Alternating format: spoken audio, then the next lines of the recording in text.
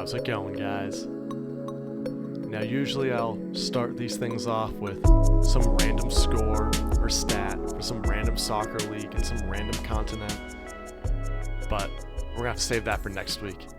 Because this week, we got 2004 World Series champion Keith Foulke talking to us about a variety of topics.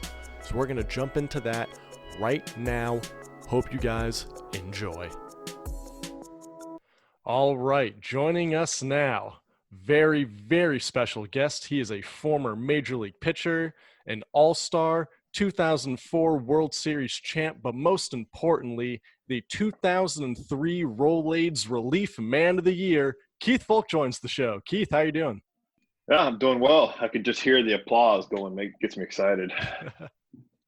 We can put some applause in if you want. There you go. How's Arizona? Arizona's awesome. I couldn't imagine being stuck in a better place during this pandemic, but lots of space. My two younger kids are out here, so we spend a lot of time out in the desert, and Nice. I do a lot of mountain biking, and there's a lot of different things that you can do to be socially distant.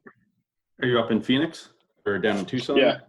No, I live in Phoenix. I've been in Phoenix since '97. So, we go up to Payson a lot, get up in the mountains, cooler weather, mountains, water, Yeah. all the good things to entertain the kids. Yeah, Pecos University of Arizona, and we grew up going out to Arizona, so we love it out there. Oh, So, yeah. he's more of a Tucson guy, but Yeah, Tucson's a beautiful place, not as crowded, still some big mountains, great desert. So spent a few years down in Tucson for spring training, so we explored a little bit. So it looks like you're a pretty big MLS fan. Is it more MLS or is it soccer in general? No, it's definitely, it started with the revolution, and then obviously the MLS has expanded a lot over the last 20 years, whatever it is. So, but the really going to the Revolutions game was the first time I've ever been exposed to soccer, and so that's where it started. And I learned to respect the game a little bit more the more I learned about the game and the more I watched it. So I grew up being soccer was that other sport that football players didn't play, like American football players. So, but once I started to watch it and learn how the game was, and I started to become a bigger fan. Yeah, I think a lot of people right now are kind of going through that transition. I definitely grew up not watching soccer, and then I kind of learned it through like a FIFA video game. Just playing that, and then you pick a team, and just kind of go with it. So I've been a pretty big soccer fan too. I'm hoping, even though there's no motivation for him to, that Kraft moves them into Boston or the metro area. I think that'd be awesome. But there's no motivation for him to do that. Yeah, well, that would entail building a whole new stadium, but it's one of those things with as much, a lot of the college fields that are around, a lot of those big, they have the big artificial turf. Seems like there'd be space where they could just modify one. A lot of those stadiums, I think they're only, 20,000 max, maybe 25,000, but it would be nice to not have to drive, as nice as Foxborough is, and that whole shopping center is now, it's still a pain in the ass to get out of. Yeah, I kind of hope that the Revs would just maybe experiment a little more with different places. I personally think it'd be a cool idea if they just tried to play a match at a Boston College at their football stadium. Just because, when I went to the UK to go to some soccer matches, there's no better feeling than just walking off the train with your scarf, with your buddies, walking towards the match. I feel like that would be kind of cool just to have that atmosphere, but on the green line when it's not broken down, and just hopping off at Reservoir, Cleveland Circle, and walking over. You are in Phoenix. Do you go to any Phoenix Rising matches? You know what? That team, it's only a couple years old, I think. And it really came about after I started working with the Red Sox. And so I'm gone when they're playing. So I have not been to any of their matches. I know that they just opened up their training facility again, I think a couple days ago. So it sounds like they're going to start working out again. And the amount of news coverage that they're getting, I'm guessing that it's gained a lot of popularity. Yeah, I think Brandon McCarthy, he loves that team. I don't know if you follow Brandon McCarthy, the former Dodgers pitcher, but he loves Yeah. Phoenix Rising. Yeah. Well, there's so many baseball players in Phoenix, and I think as the MLS got bigger, American soccer is definitely gotten a lot more popular on a professional level. So it's a lot easier for professional athletes to see and recognize other professional athletes. So I think that's why it's you'll find a lot of myself and I guess Brandon. You'll find a lot of these guys. You start to get attached to a team, and especially a hometown team. It's easy to do. Yeah, I think it's a lot easier to do that than it's awesome like watching the Premier League and other overseas leagues, but like you just don't have that kind of attachment to like a local team, I guess. Yeah. Well, at least I follow more. We don't as much. You watch a lot of those like the Portland Timbers and Seattle team. Those guys have the real soccer atmosphere. You talk about walking off the train and walking in the stadium. That's what those guys do in Seattle. I mean, they parade down the street 20,000 deep. And it's like that's where the soccer match is one thing, but it's like the camaraderie and being behind the same passion is where it really gets fun. Yeah, we were out in Seattle probably like 3 or 4 years ago, and we went to a match, and it was crazy. We've also gone to Rebs games. It's unbelievable the difference between the two. You're a Texas guy originally, right? Yeah, I grew up just northeast of Houston, out in the woods. So, but we're in the Woodlands. It's a lot easier. No, you've heard of the Woodlands? Yeah, I was further east than that. My girlfriend's family's from there. Town was called Huffman. I do not know Huffman. My girlfriend grew up in Spring. Yeah, so there's Houston, and you have like the Woodlands and Spring and Katy and all these like surrounding places, and then I was further out. Oh, okay. Yeah, I grew up in a really small town, so it was like a couple thousand people. We have Whataburger here in Arizona. Oh, you do? We do? Oh, yeah. Yeah. Do you miss Shipley's? I wore my Shipley shirt because I saw you're from Texas. You know what? I'm not a Shipley guy. I eat donuts from Krispy Kreme, and then we have a place out here that's Donutsville, which is basically a Texas-style donut where they have kolaches. It's the old like the raised donuts, not cake donuts. So I'm pretty picky on my donuts. Pretty picky. Me too. Do you get your coffee at Dutch Bros at all? I don't drink coffee. How do you wake up? God-given ability, man. The heart starts pumping. You get up, drink a little bit of water, and good to go. How many gallons of water do you drink a day? I mean, I drink probably, 100 plus ounces, at least a day.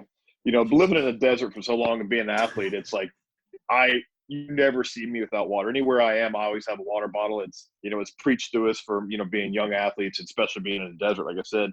But water, hydrate. I believe that hydrated body is definitely a healthier body, and just it helps me hopefully stay looking young, skin, no wrinkles. You look great. But it's one of those things. I never go anywhere without water. All right. We are also joined by our good friend Joe Barbito, who is our resident chef. Joe, do you have any cooking questions for our guest? Any food questions? Yeah, Keith, nice to meet you. So good to see you. Thanks for joining us. No problem. So the first food question I have, actually not necessarily a cooking question. So I understand you lived in Chicago, played for the White Sox for a couple of years. I wasn't living in Chicago back in those days, so I don't know what the restaurant scene was like. But I do know Chicago, obviously known for pizza and hot dogs. So I wanted to get your take first on deep dish as someone who's not from the Midwest, moving there. I liked it when I moved out there. I want to know what your thoughts are on it. You know what? Wasn't a fan. I only had it. I bet you, I was there for almost 6 years. I bet you I only had it maybe twice. It's such a overwhelming dish. I like to be able to pick pizza up and eat it with my hands and be able to eat, half a pie. So deep dish was not on the top of my list by any means. Did you get to try any of the older tavern-style pizzas? I don't know how much you got out around the south side, but I know on the south side they're a bit more of like a tavern-style thin crust section of the city. Yeah, it's oddly enough, when we didn't really go out a whole lot, definitely on the south side, but when we're at home, I mean, it was really the ballpark. There's my alarm so I don't forget the podcast. Yeah, so we, when you're at home, I mean, it was literally at ballpark, the house really didn't get out a whole lot when we played a day game or something, we'd be able to go grab something local, but, didn't experiment with a whole lot of the tavern scene.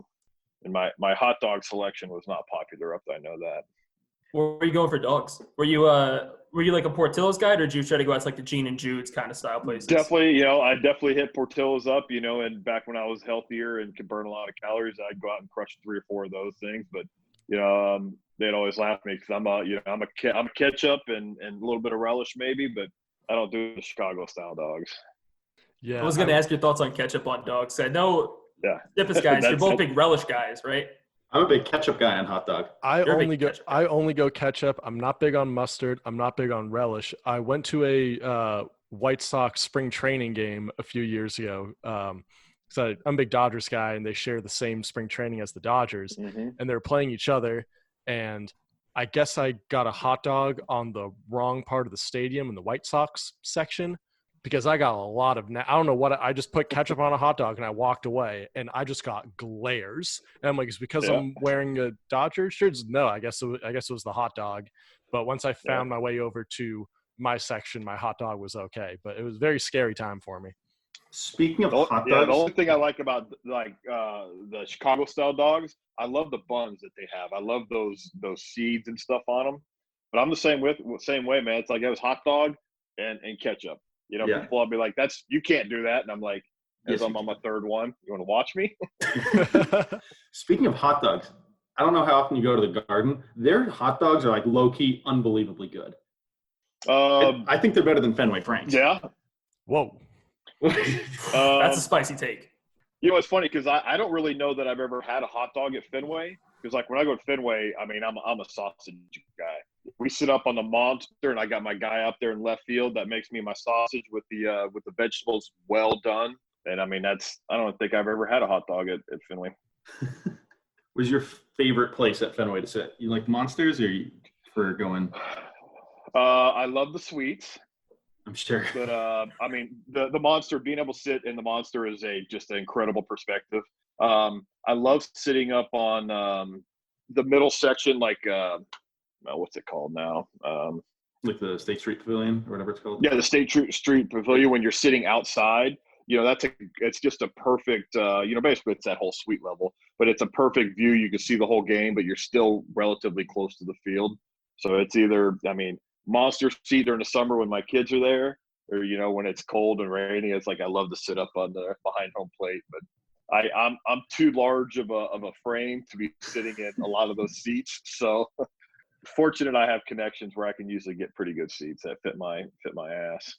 And looks like you've been a pretty big college hockey guy. Is that kind of recent, or have you just kind of become a big hockey guy? Well, no, I'm definitely a hockey guy. I've loved hockey since I was a little kid. Growing up in East Texas doesn't make a whole lot of sense, but yeah. So I remember going through a bunch of my stuff in my house recently. I found out that I have a BC jersey with my name and number on it. So it's like they gave that to me back in the day. But I go to a few UNH games a year. So I mean, it's and been going to Beanpot the last few years, and like I love Northeastern students. That's us. You know what? Those guys. Was the Dog Pound, right? Doghouse. Doghouse, yeah, okay. But those guys, they do it right, and I hate to actually say that I go to a hockey game to hear the fans, but it's one of those things that when Northeastern's playing, it really is. And it has to be intimidating for the other student sections because they just dominate. They got all their chants, which I started to learn a lot of them now. So, but I mean, they're fun games, and just college hockey in general is something I really started to take liking to. It's easy to go see the games because there's half a dozen schools within half hour, 45 minutes. So it's college hockey scene is definitely something I'm getting into. Have you seen Northeastern play at historic Matthews Arena? I have not. Oh, it's an experience. So it's a so great like time. I said, I go to the Beanpot, see those, and then we go up to UNH when we want to get away. So we'll have to make a date. Sure. I will fly back to Boston and be back in the Doghouse. Because even though I go to Arizona, I grew up going Northeastern games. I did my fall semester in Northeastern last fall, so I was officially a student in the doghouse. And let me tell you, it's very different than University of Arizona versus ASU club hockey at the TCC. Yeah, well, it's funny. I guess right as Arizona State, I used to go watch some of their club games, but right as they turned D1, shit, it was been like 3 or 4 or 5 years ago, something. We used to go down here in Scottsdale to, I can't remember if they still play at that Oceanside or wherever they used to play, but I used to go watch some of their games and used to know the coach of the U of A team back in the day.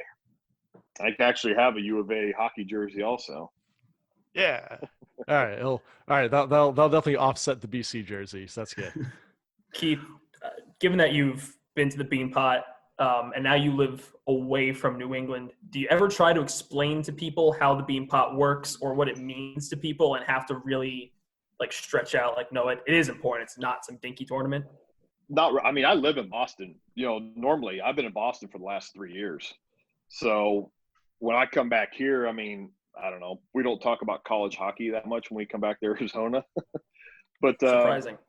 It's one of those things that the Beanpot. I've learned that how big of a deal it is, especially for the Big Four that are in it. But the hockey, especially in the this year, how many of the teams did they have that were in the top 10, top 20? And it's really unfortunate that the season didn't get to have an ending, to see how many of the New England schools were going to be able to go and dominate for the college championship. But that Beanpot's a great time. Anytime you could put 18,000 people in a stadium to watch college hockey is a pretty cool event. What a draw it must be now that ASU is D1. If you're a kid from the Northeast or Minnesota, and your only options were still freeze your ass off in New England or Minnesota, and now you have this opportunity to go. It's we're D1 just like them. We're getting a good program, and we have pool parties. What a draw that must be. They're probably going to be a top 5 team in the next 10 years. I wouldn't doubt it. It's one of those things you got to get a lot of those. Well, 2 things really. The hockey scene in Arizona, people are always like, "Oh, it's the desert. There's no hockey players." The hockey scene in Arizona is incredible. There's rinks all over town. And there's a lot of transfer. You have a lot of people from the Midwest. So a lot of these parents that grew up playing hockey, now their kids are all playing hockey, and now they're starting to ship a lot of quality products to the NHL, where I think in the future, it's one of those things where as a hockey player, you're playing during the winter time. So you're in your home state. In Arizona in the wintertime, there's no better place to be. So it's one of those things. The hockey scene is big down here, and I think you're going to continue to have a lot of top round draft picks come out of the state. Given that you grew up in Texas, back then, that was before the Stars came down from Minnesota. What was on TV for you? What were you able to ingest in terms of hockey? Well, 2 things is my dad used to take me to the Houston Aero games, back when I was really young, and the 1980 Olympics. We didn't have hockey on TV. Every once in a while when it would be on ABC Wide World of Sports or something. But, I grew up in one of the households where we only had, the ABC, NBC, CBS, PBS. And then when Fox came on, that was one of those things. We only had 4 channels when I was growing up. We didn't get cable until I was in high school. Being quarantined and during this pandemic, a lot of people have been streaming a lot of different TVs and movies. Have you been binge watching anything? What? Not really. A lot of times when I watch TV, I watch a lot of the informational stuff, the National Geographic, learn about the world and how we're destroying it and all that stuff. But, I watched The Boys on Amazon Prime. I don't know if you guys have ever heard of that. I'm currently rewatching all the Archer episodes. Watch a lot of The Office, Big Bang Theory, The Voice finales tonight. So big night for that. So, did you watch the MJ doc? Oh no. I don't like to watch. I don't like to watch things where I have to wait for another week. I would rather wait until it's all done and then go back and watch it all together, because I get so hung up on it. I'm like, oh, what do you mean I got to wait another week? It's torture for me. I don't like to wait for anything, so I would rather wait than have to wait. Keith, given that you had, I think, just gotten Chicago around the time of the the Last Dance actually happening. Do you remember at all what it was like to be in the city when they were going on the run? And then do you remember at all like the subsequent, I don't know, fallout, I guess we could say, about the team breaking up? You know what? A little bit. I mean, obviously I knew that, they were big. They just moved into that new arena, I think in the late 90s, something like that. So it was big. And there was a couple times that MJ would come to the, in the clubhouse. Him and Frank Thomas were good friends. So, you'd walk in the training room and he'd be sitting there like, holy shit, yeah, that's Michael. I was going to say Michael Jackson, Michael Jordan. So, it was definitely cool. And, and especially being a young athlete back then, it was like, I mean, that was pinnacle. I mean, MJ was the pinnacle of athletes on this planet. So it was, it was pretty cool. I was in awe. Let's not go too far calling MJ the pinnacle. I mean, you're in the clubhouse with the Big Hurt. I mean, yeah. I mean, obviously Frank was, but MJ he was worldwide. I mean, basketball for whatever reason has that worldwide appeal, and the guy was in movies. They made an animated character and stuff out of him. Are you a big movie guy or not really? Yeah, I love movies. Yeah, I love going to movies, and that's been one of the hard things for for me and my boys during this is like I can't go to the movies twice a week, especially during the summer. Being in Arizona, it's nice to be able to go sit in a cool movie theater and use their AC for a little while. What's the best movie that Keith Foulke's seen in the last year? The best movie in the last year, huh? Wow, put me on the spot. Now you're gonna think I'm lying. Threw you in the hot seat. Yeah, it's like this is too many brain injuries. My brain doesn't work like that. Man, I can't even think of any movies that come out last year. Give me some hints, and that'll get me on the right track. Ford versus Ferrari came out. Uncut Gems. Very, very, very big fan of Ford versus Ferrari. I had a Ford GT when they reintroduced them, so I've done a lot of reading up and stuff on that story. So, big fan of that movie. Are you a race car fan? Oh yeah, I'm a big. That was one of the things back now that I'm not playing, but I used to ride a lot of track days with my I had a street bike, my race bikes, and then spent a lot of time in the dirt, dirt tracks also with my dirt bike. So go karts, I always had fast cars when I was playing that, so I love to get out there and race around. What is your favorite car that you've driven, that you've owned?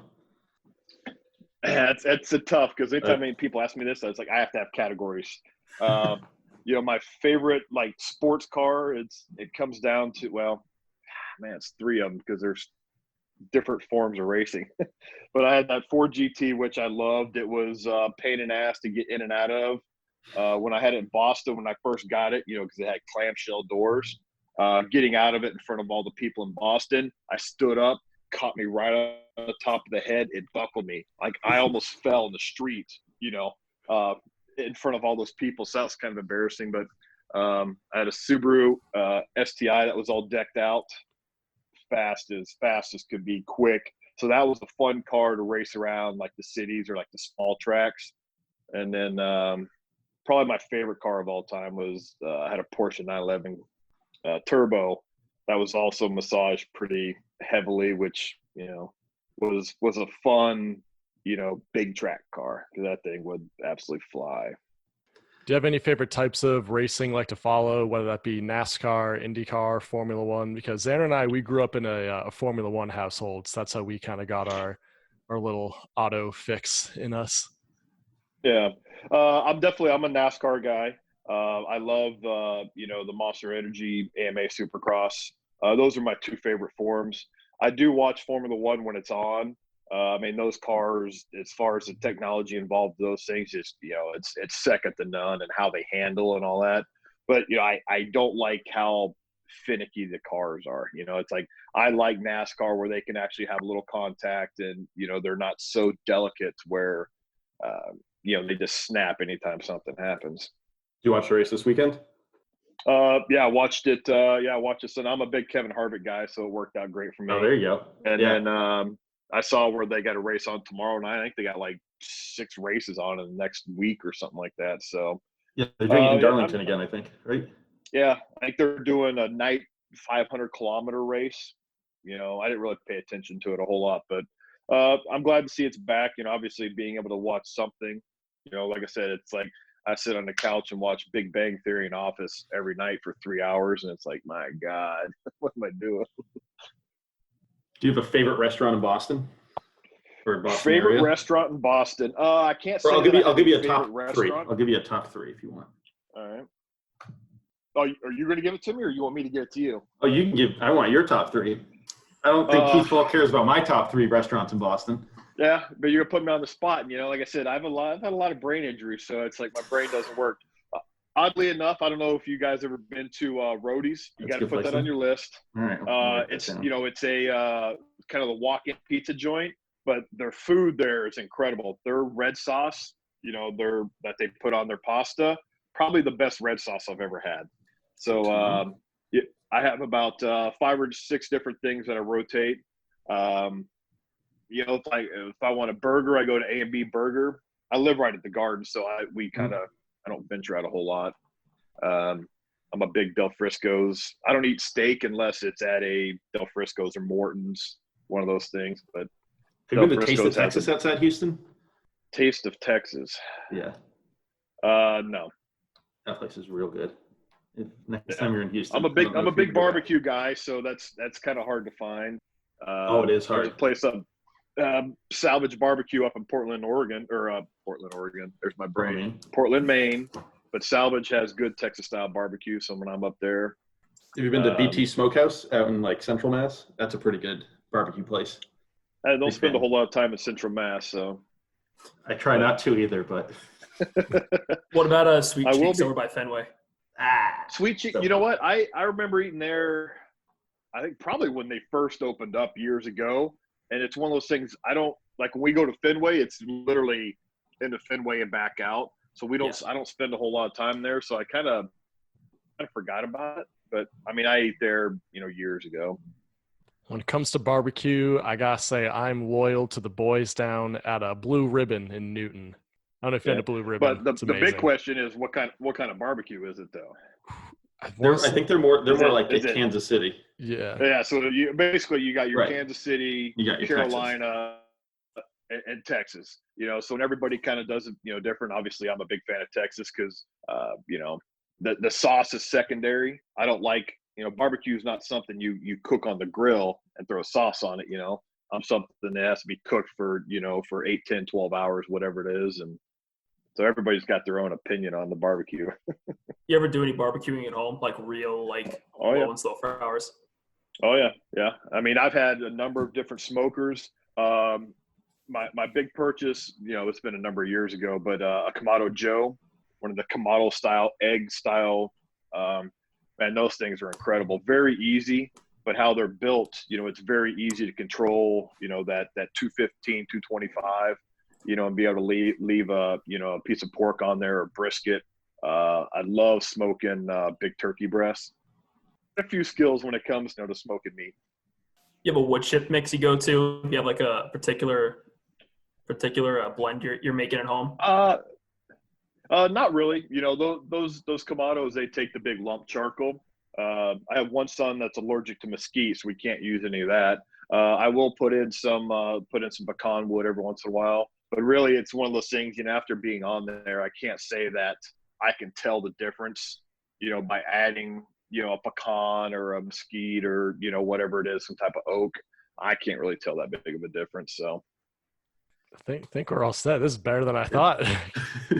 Yeah. We got to barbecue. Who would imagine? I'll tell you what, I really appreciate it. It's been a lot of fun because it wasn't all about the same 4 topics that you talk about on every other show.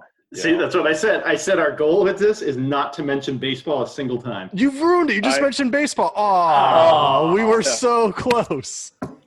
Ruined the bit. I mentioned – no, man, we talked about Fenway, and, I work for the Sox. So you can blame it on me. But, yeah, so it's – I appreciate it. It was a good time. Do you guys have anything else? I think we're all set. Let's not go too in depth because who knows? We might have you on again. So don't want to say, yeah, it's true. Yeah. We covered a lot of my favorite things. We talked about cars. We talked about racing. Talked about food. hockey. So, Okay, thank you so much thank you so much for being on with us. We really appreciate you taking time out of your day. Yeah, good job, guys. Appreciate it. Had a good time. Thank you. Thanks so much. Have a good one, Keith. Thanks, Keith. All right, thank you. See you guys. Great interview. That was a fun time. Thanks again for Keith Foulke for coming on. And also, thanks to our good friend, Joe Barbito, the chef who joins us here right now. We didn't get a chance to properly introduce the newest member of the Tsip Talk team. Joe, how are you doing? Pete, let me tell you something. I couldn't be better if I wanted to be better. I'm living life in my Chicago apartment. I haven't spoken to another human in person in 2+ months. What else could I want right now? For Keith Foulke not to put relish on his hot dogs. Relish is good on hot dogs. Yeah, I like a nice spicy like relish. You know, if you like go to the store and they got like the artisanal relish with the papyrus font on the label, like that's like there's a little bit of heat in there. Really adds something to the dog. And that's why he's called the chef, ladies and gentlemen, Joe Barbito at Barbito's Fritos. At Joe Feed Yourself. Yeah, I got a new Instagram account now. Ooh. Got some spicy content. We're wrapping up Cinco de Mayo right now. You guys like pie? I like pie. Yeah, I just made a chocolate cream pie last week. I'm making a banana cream pie. I don't even know when this is airing, so I can't really say last week or this week, can I? Today. You can. I just made a chocolate cream pie, and I'm gonna make a banana cream pie. Could you make like a chocolate mousse pie? Is that or is that a chocolate cream pie technically? It's all, you know what? Pie? It's all the same. It's a mud pie. When I was looking up chocolate pie recipes, there was like Mississippi mud pie, and I was like, I can't. Like in the political climate we're in, I can't make a mud pie. Not that making a cream pie is that much better, like for Instagram, you know? It's called a mousse. Yeah. Did you send Bill a pie? No. What did I see him eating a couple days ago? That looked unbelievable. God. My mom's been baking a lot, and then they got a friend that owns a bakery. I'm going home to New Jersey in a couple of weeks, so I'll probably make a pie while I'm there. Are you walking there? You're not taking a plane. I'm driving. I'm gonna like pack up the car with snacks. I'm gonna get hand sanitizer. I'm just gonna like pull over on the side of the road in Indiana and just pee. Like, yeah, that's what we did. It's a day trip from New York. It's like I think it's 13 hours door to door for me. Yeah, don't get lost on a Route 20 in Indiana. Well, it didn't waste a couple hours. We just wanted to be on Route 20 because we've been on Route 20 in Massachusetts. We might as well check off Route 20 on different states. So we crossed over from Ohio to Indiana on Route 20. But you didn't want to walk like 100 feet over the side of the road to go from Indiana to Michigan so we could check off Michigan. Because I had to pee anyway, and I'm like, I might as well pee in Michigan. And you're just like, no, if you're going to pee on the side of the road, stay on the Indiana side. Speaking of road trips from New Jersey to Chicago or vice versa, do not stop in Youngstown, Ohio. Whoa, was not the plan. What do you have against Youngstown? That was a great time. Youngstown, don't care Ohio. about the Penguins. The people at the Penguin Bookshop were lovely. I got my Youngstown State Penguin shirt. Was the McDonald's a little sketchy? Yes. I felt a little scared. They're gonna have to cut all their sports just like the rest of the MAC. They are not in the MAC. They're not FBS. Come on. I don't know if you guys have been on the CTA very much. We have. Okay. First time I got on the CTA, I was blown away. The fact that like nothing was broken. There was never the chance where one of the doors didn't open. Like, you get that sometimes the orange line. That's scary. Is stuck. Well, you'll get on the green line where it doesn't open and you have to sprint to the front and they start moving. You're like, fuck. Yeah. And there's no like garbled guy doing the voice, you know? Next stop, State Street, doors are on State Street. It's just the next stop is Kimball. Doors will open on the right at Kimball. This is a Brown Line train to the Loop. It's like it's so easy. I think that's my biggest gripe with the MBTA. When I went to London, and I was going to a soccer match with one of my friends, and we were taking the tube and all the overground trains, whatever. And he says, yeah, sorry, we have to take this train, but it's running like 5 minutes late. And I'm like, that's not normal. And he goes, no, like they're usually on time. And I go, I'm used to trains being 5 minutes late. Used to trains being 20 minutes late. And in the tube, if a train is even running 5 minutes late, like they have someone at the station giving like a sports center rundown of what happened. Like, oh, this train is 3.5 minutes late because a tree branch fell down on the tracks 2 kilometers away. If you need to get to this station, you can take this line. Like they're breaking it down. And I'm sitting here thinking, my professor was late earlier this year because the orange line caught on fire. Just for no reason. Just the tracks there's a at reason. Forest Hills spontaneously combusted, and he just didn't show up to class, so no one knew why. And it's like, oh, here's a tweet from the MBTA 2 hours later. Hey, by the way, orange line's on fire.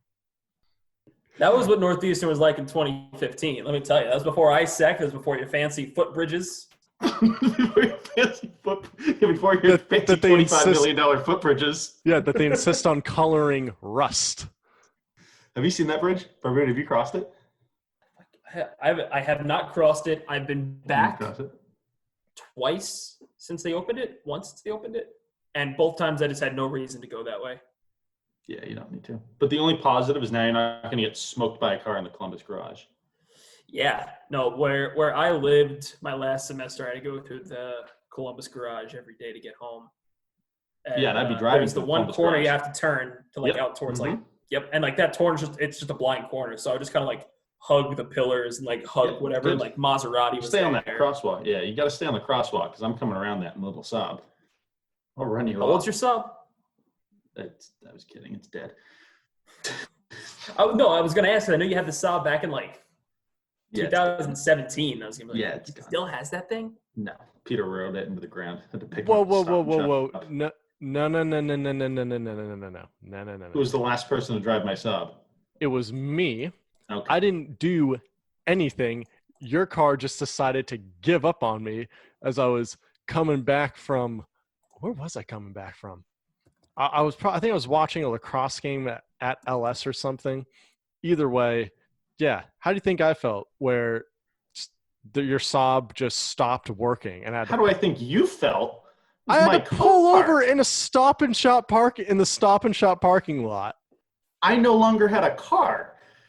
You used the Acura anyway. Why was I driving your car?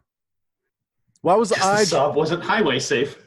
Exactly. Why was I driving the Saab? Why did you take the MDX to get to class? Okay, so you gave me the Saab. That's on you. You could have been the last person to drive it, but you didn't because you had to take the MDX. I mean, I gotta make myself lunch. Maybe I'll put Tsip Talk episode 5 on in the background.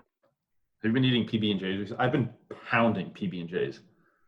I've mostly, because like all my mental energy goes into like making a pie every week. I've been doing a lot of frozen Trader Joe's food. So like, got the frozen dumplings, the frozen shumai, the frozen orange chicken. Ice cream Do you sandwiches. think that Trader Joe's ice cream sandwiches are the best thing of all time? You know, I haven't had them. Are you shitting me? I've had their ice cream. I've had like most of their snacks. That's just like one thing I've just never picked up. Yeah, chocolate chip cookie ice cream sandwiches, Joe. They are heaven sent. They're amazing. Life changing. Have you had the chocolate pretzels with the peanut butter in it? Ooh. I've had the round. Said you've had all their snacks. Which are basically the same thing. They have new packaging though. I was really confused because I didn't see it one time. I got all upset, but they had this giant stand. And then I was like, okay, let me take these 4. Trader Joe's has really good chocolate. Just their little chocolate bars. My favorite conversation at Trader Joe's was talking to one of their clerks because I jokingly said, this is healthy, as I dropped those 3 bags of chocolate-covered pretzels and like 4 of the packages of chocolate sandwiches or ice cream sandwiches. So these are healthy, right? He goes, everything here is healthy. And I was like, what marketing you guys can do to convince everyone here that it's healthy? And then he goes, you know, you just use a chalkboard on a wooden sign and there you go. Chef Joe, any last words? No, just excited to go reheat some pork gyoza. All right. This is Tsip Talk. Thanks for listening.